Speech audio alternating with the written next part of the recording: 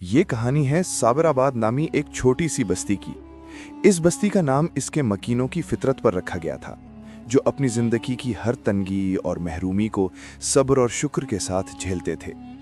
इसी बस्ती के एक कोने में मिट्टी का एक छोटा सा बोसीदा घर था, जिसकी छत बारिश में टपकती और दीवारें सर्दियों की हवाओं को रोकने में नाकाम रहती थीं। इस घर में बिलाल नामी एक नौजवान लकड़हारा अपनी बूढ़ी बीमार माँ और 7 साला बेटी के साथ रहता था। बिलाल की दुनिया इन्हीं दो हस्तियों के गिर्द घूमती थी। उसकी बीवी कुछ साल पहले एक वबा में अल्लाह को प्यारी हो गई थी और अब उसके कंधों पर दोहरी जिम्मेदारी थी। वो हर सुबह अल्लाह का नाम लेकर अपनी पुरानी और कंद कुल्हाड़ी उठाता और जंगल की तरफ निकल जाता। वो सारा दिन सख्त मेहनत करता, लकड़ियाँ काटता, उनका गट्ठा बनाता और शाम को शहर के बाजार में बेच आता। इससे जो चंद पैसे मिलते वो बमुश्किल उनके 2 वक्त की रोटी और माँ की दवा का खर्च पूरा कर पाते। इसके बावजूद बिलाल की जबान पर कभी शिकायत नहीं आई। उसकी माँ अक्सर उसे देखकर कहती, बेटा मुझे अफसोस है कि मैं इस उम्र में तुम्हारे ऊपर बोझ बन गई हूँ। बिलाल मुस्कुराकर अपनी माँ के हाथ चूम लेता और कहता, अम्मा आप बोझ नहीं, मेरी हिम्मत है। आपकी दुआएं ही तो हैं जो मुझे हर मुश्किल से लड़ने की ताकत देती हैं। अल्लाह जो भी हाल रखे उसका शुक्र है। उसकी बेटी गुर्बत के माहौल में पली बढ़ी थी, लेकिन उसकी आंखों में मायूसी के बजाय एक मासूम चमक थी। वो अक्सर अपने बाप से पूछती, अब्बा क्या हम कभी शहर के बड़े घरों जैसा खाना खाएंगे? क्या मेरे पास भी दूसरे बच्चों की तरह रंगीन कपड़े होंगे? बिलाल का दिल ये सुनकर कट जाता, लेकिन वो अपनी बेटी को मायूस नहीं करता था। वो उसे अपने पास बिठाता और कहता, मेरी गुड़िया, अल्लाह सब्र करने वालों को बहुत पसंद करता है। वो हमें इससे भी बेहतर अता करेगा जो हम सोच भी नहीं सकते। बस थोड़ा सा सब्र रखो। लेकिन सब्र का पैमाना लबरेज हो रहा था। सर्दियों का मौसम शुरू हो चुका था। ठंडी हवाएं अब पहले से ज्यादा बेरहम हो गई थीं और उसकी मां की खांसी बढ़ती जा रही थी। हकीम ने बताया था कि उसे एक खास किस्म की जड़ी बूटियों से बनी दवा की जरूरत है, जो काफी महंगी थी। इसके अलावा घर में राशन भी तकरीबन खत्म था। उसी परेशानी के आलम में बिलाल को बस्ती के सबसे अमीर और संगदिल सौदखोर शेर खान का ख्याल आया। शेर खान अपनी बेरहमी और लालच के लिए पूरे इलाके में बदनाम था। वो गरीबों को कर्ज देता और फिर सूद दर सूद लगाकर उनकी जिंदगी अजीरन कर देता था। बिलाल कभी उसके पास नहीं जाना चाहता था, लेकिन मां की बिगड़ती हालत ने उसे मजबूर कर दिया। वो डरते डरते शेर खान की बड़ी सी हवेली पर पहुंचा। शेर खान रेशमी लिबास पहने गाव तकिए से टेक लगाए बैठा था। उसने बिलाल को सर से पांव तक हकारत भरी नजरों से देखा। क्या बात है लकड़हारे, आज जंगल का रास्ता भूल गए क्या? उसने तंजिया लहजे में पूछा। बिलाल ने हाथ जोड़कर कहा, शेर खान साहब, मेरी माँ बहुत बीमार है। मुझे उसकी दवा के लिए कुछ रकम की जरूरत है। मैं वादा करता हूं कि फसल कटने तक आपका एक एक पैसा चुका दूंगा। शेर खान हंसा। उसकी हंसी किसी गिद्ध की चीख की तरह थी। वादे तो सब करते हैं बिलाल, लेकिन तुम कैसे चुका सकोगे? तुम्हारी कुल कायनात वो कुंद कुल्हाड़ी और टूटा हुआ झोंपड़ा ही तो है। बहुत मिन्नत समाजत के बाद शेर खान इस शर्त पर कर्ज देने पर राजी हुआ कि अगर 1 महीने के अंदर रकम वापस न की गई तो बिलाल का वो छोटा सा घर उसका हो जाएगा। बिलाल के पास कोई और रास्ता नहीं था। उसने कांपते हाथों से दस्तावेज पर अंगूठा लगा दिया और चंद पैसे लेकर वापस आ गया। उसने मां की दवा खरीदी और कुछ राशन भी ले आया। घर में कुछ दिन तो सुकून से गुजरे, लेकिन बिलाल के दिल पर एक भारी बोझ आन पड़ा था। 1 महीना पलक झपकते गुजरने वाला था और कर्ज की रकम उसकी पहुंच से बहुत दूर थी। वो अब दिन रात मेहनत करने लगा। सुबह जंगल जाता, शाम को लकड़ियां बेचता और रात को शहर में मजदूरी तलाश करता। उसने अपनी नींद और आराम सब कुछ भुला दिया था, लेकिन गुर्बत एक ऐसा दलदल था जिससे निकलना नामुमकिन लग रहा था। अब महीने का आखिरी हफ्ता था। बिलाल की जेब खाली थी और शेर खान का कर्ज सर पर तलवार की तरह लटक रहा था। उसकी हिम्मत जवाब देने लगी थी। उस रात जब उसकी माँ और बेटी सो गए, वो घर से बाहर निकला और आसमान की तरफ देखने लगा। तारे भी बादलों में छुपे हुए थे, जैसे कुदरत भी उससे मुंह मोड़े बैठी हो। उसकी आंखों से बेबसी के आंसू बहने लगे। उसने दिल ही दिल में अल्लाह से दुआ की, या रब, मैंने हमेशा तेरी रजा में सर झुकाया, मैंने कभी शिकायत नहीं की, लेकिन अब मेरी हिम्मत टूट रही है। मेरी माँ और मेरी बेटी का क्या होगा? तू ही कोई रास्ता निकालने वाला है, मुझ पर रहम फरमा। अगली सुबह वो एक नई उम्मीद के साथ बेदार हुआ। उसने फैसला किया कि वो आज जंगल के उस हिस्से में जाएगा जहां लकड़हारों का आना जाना कम था, क्योंकि वो खतरनाक और घना था। उसे उम्मीद थी कि वहां उसे अच्छी और कीमती लकड़ी मिल जाएगी। उसने अपनी मां को तसल्ली दी, बेटी को प्यार किया और अपनी कुल्हाड़ी उठाकर निकल पड़ा। जंगल का वो हिस्सा वाकई बहुत घना था। बड़े बड़े दरख्तों के पत्ते ऐसे मिले हुए थे कि सूरज की रोशनी भी बमुश्किल जमीन तक पहुंच रही थी। बिलाल को कुछ अच्छे सूखे दरख्त नजर आए और वो मेहनत से लकड़ियां काटने लगा। वो अपने काम में इतना महव था कि उसे वक्त का एहसास ही ना हुआ।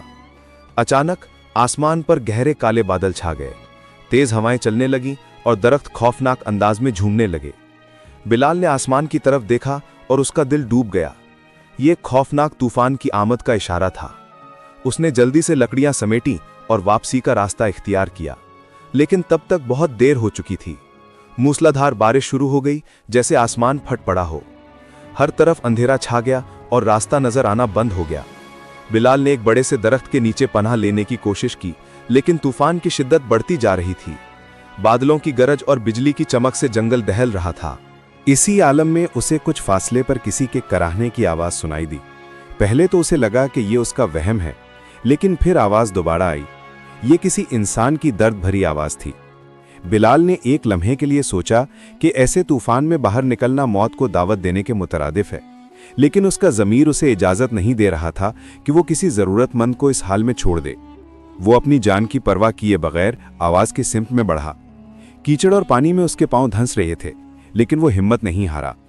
थोड़ी दूर जाकर उसने देखा कि एक शख्स एक दरख्त के नीचे बेहोशी के आलम में पड़ा है। उसके कपड़े शाहाना थे, लेकिन कीचड़ में लथपथ थे। उसके सर से खून बह रहा था और शायद उसका घोड़ा तूफान से बदक कर उसे गिराकर भाग गया था। बिलाल ने उस अजनबी को झंझोड़ा। उसने आंखें खोली और दर्द से कराहा। बिलाल ने अपनी पगड़ी का कपड़ा फाड़कर उसके जख्म पर पट्टी बांधी। उसने अजनबी को सहारा देकर उठाया और कहा, घबराई नहीं जनाब, मेरा घर करीब ही है, मैं आपको वहां ले चलता हूं। अजनबी बहुत कमजोर था। बिलाल उसे अपनी पीठ पर लादकर अपने घर की तरफ चल पड़ा। यह सफर उसकी जिंदगी का सबसे मुश्किल सफर था। तूफान की शिद्दत, अपना बोझ और उस अजनबी का वजन सब मिलकर उसकी हिम्मत का इम्तिहान ले रहे थे, लेकिन वो चलता रहा। जब वो अपने टूटे फूटे घर पहुंचा तो उसकी माँ और बेटी उसे देखकर खौफजदा हो गईं। बिलाल ने उन्हें सारा माजरा सुनाया और अजनबी को अपनी अकलौती चारपाई पर लिटा दिया। उसने आग जलाई ताकि अजनबी को गरमाइश मिल सके। उसकी माँ ने जल्दी से जौ का गरम गरम दलिया बनाया, जो उनका अपना रात का खाना था। बिलाल ने वो सारा दलिया उस अजनबी को पेश कर दिया। अजनबी ने कमजोरी से पूछा, और तुम लोग क्या खाओगे? बिलाल ने मुस्कुराकर जवाब दिया, जनाब, आप हमारे मेहमान हैं। मेहमान अल्लाह की रहमत होता है। हम पानी पीकर भी गुजारा कर लेंगे, आप फिक्र ना करें। रात भर बिलाल और उसकी माँ इस अजनबी की तीमारदारी करते रहे। उसकी बेटी भी अपने छोटे छोटे हाथों से उसके पांव दबाती रही। उस गरीब घराने की बेलोस खिदमत और खुलूस देखकर अजनबी की आंखों में एक अजीब सी चमक थी। वो खामोशी से उन सब का जायजा ले रहा था। उसने घर की टूटी हुई छत, बोसीदा दीवारें और उनके फटे पुराने कपड़े देखे, लेकिन उसने ये भी देखा कि उनके चेहरों पर गुर्बत की मायूसी से ज्यादा सब्र और मोहब्बत का नूर था। सुबह तक तूफान थम चुका था। अजनबी की हालत भी बेहतर थी। उसने बिलाल का शुक्रिया अदा करते हुए कहा, मैं तुम्हारा ये एहसान जिंदगी भर नहीं भूलूंगा। तुमने अपनी जान पर खेलकर मेरी जान बचाई है। अजनबी ने कहा कि उस पर तुम्हारा इनाम बनता है। बिलाल ने हाथ जोड़ दिए, जनाब, मैंने ये किसी इनाम के लिए नहीं किया। मुसीबत में किसी की मदद करना तो इंसानियत का फर्ज है। आप ठीक हो गए, यही मेरा इनाम है। अजनबी इस जवाब से बहुत मुतासर हुआ। उसने जाने की इजाजत चाही। चलते चलते उसने अपनी जेब से एक सोने का सिक्का निकाला और उसकी बेटी के हाथ में थमा दिया। ये अपनी गुड़िया के लिए मेरी तरफ से एक छोटा सा तोहफा है। बिलाल ने बहुत इनकार किया, लेकिन अजनबी ने जबरदस्ती सिक्का उसके हाथ में थमा दिया और कहा, अगर तुमने इनकार किया तो मुझे लगेगा कि तुमने मुझे माफ नहीं किया। ये कहकर वो चला गया। बिलाल ने जिंदगी में पहली बार सोने का सिक्का देखा था। उसकी चमक देखकर उसकी आंखें खैरा हो गईं। उसे लगा जैसे अल्लाह ने उसकी दुआएं सुन ली हैं और उसके सब्र का फल उसे मिलना शुरू हो गया है। उस एक सोने के सिक्के ने बिलाल की दुनिया बदल दी। वो सीधा शहर के सबसे बड़े हकीम के पास गया और अपनी माँ के लिए महीने भर की दवा खरीद ली। फिर उसने अपनी बेटी के लिए नए कपड़े और जूते खरीदे। कई महीनों बाद अपनी बेटी के चेहरे पर ऐसी खालिस खुशी देखकर बिलाल का दिल भर आया। उसने घर के लिए आटा, दाल और घी भी खरीदा। आज कई दिनों बाद उनके घर में अच्छा खाना पकने वाला था। लेकिन बिलाल एक ईमानदार और फर्ज शनास इंसान था। उसे शेर खान का कर्ज याद था। उसने फैसला किया कि वो कर्ज की पूरी रकम अदा करके अपने घर के कागजात वापस ले आएगा, ताकि उनके सर पर मंडलाता खतरा हमेशा के लिए टल जाए। वो सोने का सिक्का लेकर सुनार के पास गया। सुनार ने सिक्का देखकर उसे चांदी के बहुत से सिक्के दे दिए। बिलाल ने कर्ज की रकम अलग की और बाकी पैसे अपनी मां के हाथ पर रख दिए। जब वो शेर खान की हवेली पहुंचा तो शेर खान उसे देखकर हैरान रह गया। बिलाल ने चांदी के सिक्के उसके सामने ढेर कर दिए और कहा, शेर खान साहब, ये रहा आपका कर्ज। अब मेहरबानी करके मेरे घर के कागजात मुझे वापस कर दें। शेर खान की आंखें सिक्कों की चमक से फटी की फटी रह गईं। उसका लालची दिमाग फौरन हरकत में आ गया।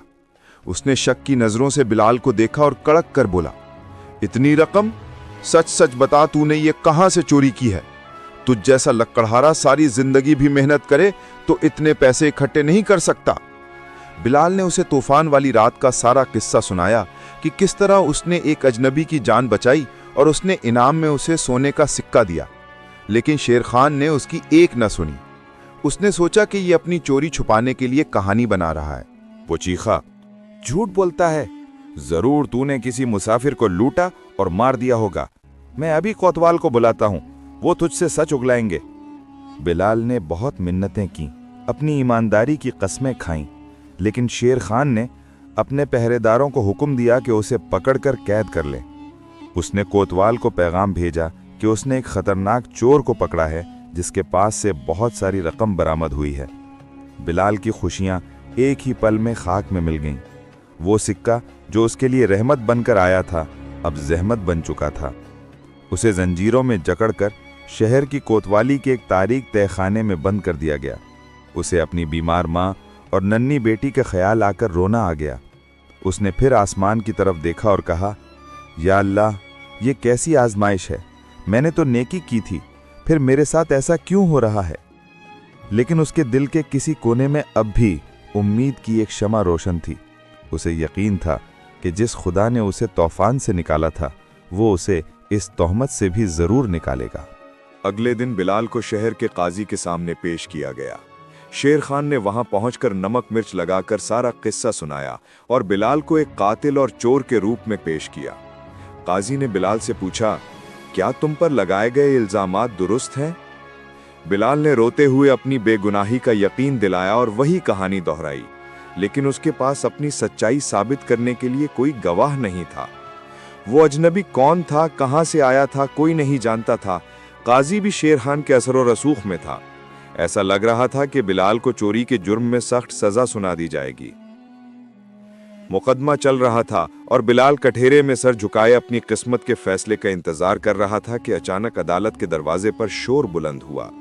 एक शाही हरकारा अंदर दाखिल हुआ और उसने ऐलान किया, बादशाह सलामत के वजीर खास जनाब जाफर साहब खुद इस मुकदमे की समाअत के लिए तशरीफ ला रहे हैं। ये सुनना था कि पूरी अदालत में सन्नाटा छा गया। काजी और शेर खान घबरा गए। वजीर खास का खुद एक मामूली चोर के मुकदमे में आना एक गैर मामूली बात थी। चंद लम्हों बाद वजीर जाफर पूरे शाही शान और शौकत के साथ अदालत में दाखिल हुए।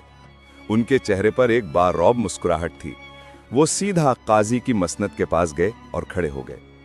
उन्होंने एक नजर बिलाल पर डाली जो उन्हें हैरत और खौफ के मिले जुले तासुरात से देख रहा था। वजीर ने अपनी गूंजदार आवाज में कहा, इस शख्स पर क्या इल्जाम है? शेर खान ने आगे बढ़कर चापलूसी से कहा, हुजूर, ये गलीब लकड़हारा है जिसने किसी मुसाफिर को लूटकर उसकी दौलत चुराई है? इसके पास से ये रकम बरामद हुई है। वजीर जाफर मुस्कुराए। ये दौलत चोरी की नहीं है, बल्कि ये एक इनाम है। पूरी अदालत हैरत में डूब गई। वजीर ने अपनी बात जारी रखी, और ये इनाम मैंने खुद इसे दिया है। ये कहकर वजीर जाफर ने बिलाल की तरफ इशारा किया। ये वो बहादुर और नेक दिल इंसान है जिसने चंद दिन पहले तूफान की रात में जंगल में मेरी जान बचाई थी। मैं शिकार के दौरान अपने काफिले से बिछड़ गया था और मेरा घोड़ा बदक कर मुझे गिराकर भाग गया था। अगर ये शख्स मुझे अपने घर न ले जाता और मेरी तीमारदारी न करता तो शायद आज मैं जिंदा ना होता। बिलाल ने जब वजीर को गौर से देखा तो उसके पैरों तले से जमीन निकल गई। ये वही अजनबी था जिसे उसने अपनी पीठ पर उठाया था और अपनी रोटी खिलाई थी। उसकी आंखों से तशक्कुर के आंसू बहने लगे। वजीर जाफर ने शेर खान की तरफ गुस्से से देखा। और तुम, ए लालची और जालिम इंसान, तुमने एक नेक शख्स की ईमानदारी पर शक किया, उसे चोर बनाया और उसे कैद में डाला। तुम इंसाफ के नहीं, सजा के मुस्तहिक हो। वजीर के हुक्म पर सिपाहियों ने शेर खान को गिरफ्तार कर लिया। उसकी सारी जायदाद जब्त करके गरीबों में तकसीम करने का हुक्म दिया गया। इसके बाद वजीर जाफर अपनी मसनद से उतरे और सीधा बिलाल के पास आए। उन्होंने उसकी जंजीरें अपने हाथों से खुलवाईं और उसे गले लगा लिया। बिलाल, मैं तुम्हारी ईमानदारी, तुम्हारे सब्र और तुम्हारी बेलोस खिदमत का कर्जदार हूं। तुमने इनाम के लालच के बगैर मेरी मदद की।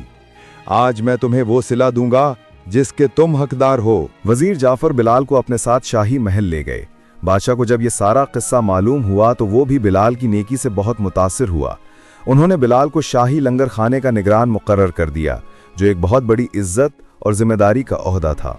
उसे रहने के लिए शहर में एक अच्छा घर और उसकी माँ के इलाज के लिए शाही तबीब मुकर्रर किया गया। बिलाल की जिंदगी हमेशा के लिए बदल चुकी थी।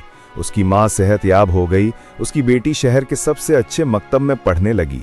लेकिन इतनी दौलत और इज्जत पाने के बाद भी बिलाल के अंदर का वो नेक, साबिर और शाकिर इंसान नहीं बदला। वो पहले की तरह ही आजिज रहा और अपनी जिम्मेदारी को पूरी ईमानदारी से निभाता रहा। वो अक्सर रात को उठकर अल्लाह का शुक्र अदा करता कि उसने उसके थोड़े से सब्र का कितना बड़ा सिला अता किया था। इसकी कहानी पूरे सुल्तानिया में मशहूर हो गई।